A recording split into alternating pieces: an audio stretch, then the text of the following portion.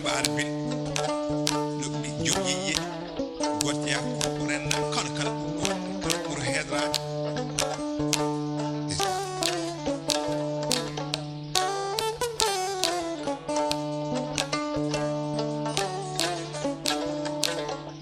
action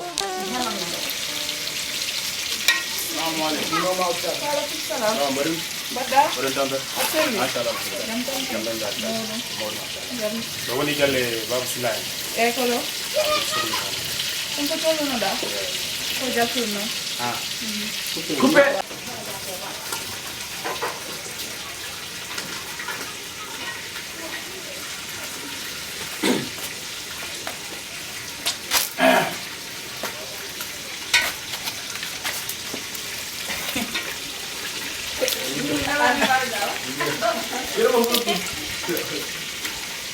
soda ay baba koyde jam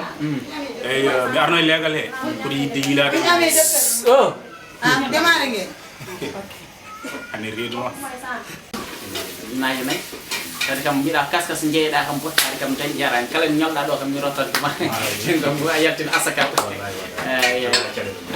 eyyi joni suudu kay il faut fiwde tan seeɗa hande tan wawi fiwde tan saɗa wawi fadde ha janggo sa heñani ko wona ɗum ko kadi gadda avance avance ha eyyi sa dañi ujunnaji jeego ñi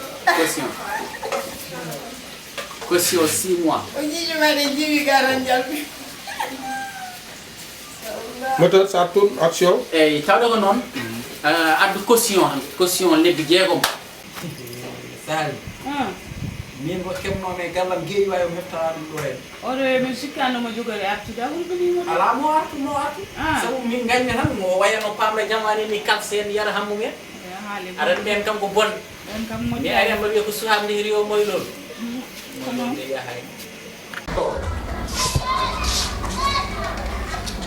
Kawla an gonɗa ko hirde hande de elle dit c'est bon non famma jilnane ha joni la jom jetti joni ala tin en law ngol welani tan fi no nguleyri mo da ha lessude seeɗa alhamdulillah min gonno totte ligge nga ko mawɗo battara mbi hande noon wayi yeewa min tan goto e hooram ay mo non andi ka jewa il faut que yewa bismillah battara mbi hande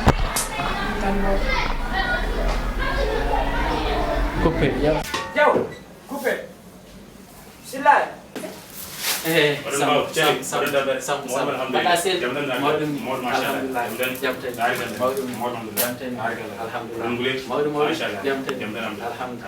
on gayni wallahi min gadi bismillah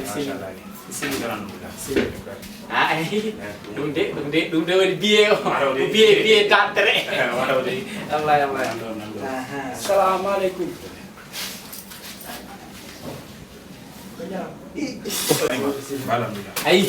ay surma de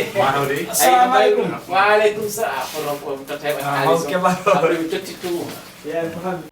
bismillah jan bali ba alhamdulillah hey ko kadu den go don awai kani demo kongol mum marodi min so tawi en gonni tan a wa respecté haalama an sahe inshallah sahe yera mo bismillah ben hito assalamu aleykum wa aleykum Joseph Rawun kañum samminoma lawɗo ni koccu ben lawɗo ara Babsila musidɗo mum mbiyano ma ngonen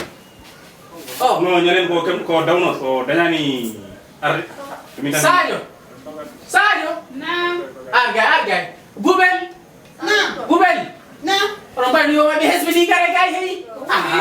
bendu asan gulali woni min kam min giram de ɗi jiya normal ko woni min balle kam o on keftini o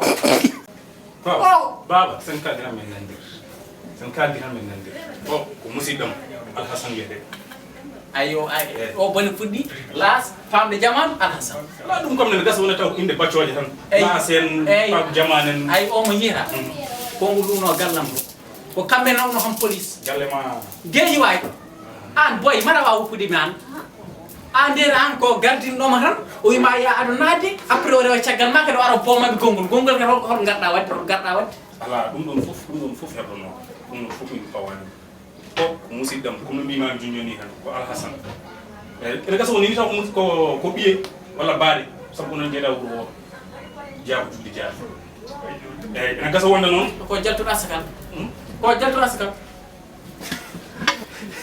jeeɗe juuɗe way haani yakkala kutiranci jalen maɗe ene gasa wonde ni taw o wonano sérieux dumunaji ɓennude mais oɗo rutto juuɗo jeeya rutto juuɗe jaabi onde ɓiyam min ala baba kaldan haqqille tan o somi explique mi walla mi famminima tan ma faam Baba Sylla hay so noon somi waɗan ɗo ala caɗele mais gueɗel gotel tan mbaɗa ñaguma ɗum woni kada yalloade yaafo yesso innocent min a wattama ha para gara duwa am a yallama yafam kono kallam yak ɗum kay aɗa andi dogui ɓandu annene neɗɗo ala mo juumata Allah tagani mo juumata mo jiiɗa fof ene juuma Mawɗo Sylla konngolom dal ko foɓere dal e nder galle he an ko an yiɗum boy yom ƴew sakkos ma woni hen mi fuɗɗo guila joni wona yom ƴew sakkos ma woni hen ah baba fof no moni ene moti anani temi namdo ɗum haydata gadda kadi boy mbaɗa wona e gonga ɗum holko gorko waɗa ɗum ni wattaki ɗum ko sac janana ayo ay ordinateur neɗɗo udditta sac neɗɗo anani somi wima ya fawe makko yitata wona ko ya uddi sakuji makko woni ko ordinateur nawno en jeehe kono mbinumami ni mon baba fof jogui ɗum joni wona mbima komi tayer aɗen ko modèle ajam gonɗo eyyi moƴƴi aɗen kam mi namɗa himo photocopie carte d'identité résultat mi namnami joni certifié ɗum ɗo cohlimi kade jara ko cohlimi ala probléme e tottoma saba jarani min jetto suudu ɗo eyyi bisimilla min ko an tan kaldan mi haaldata e makko boy oɗo jiɗi casier judiciaire de andene ɗum fof e location han boy mi yaltani hen de casier judiciaire yo ar casier judiciaire yo ar nda koma mbaddata e casier judiciaire awni noon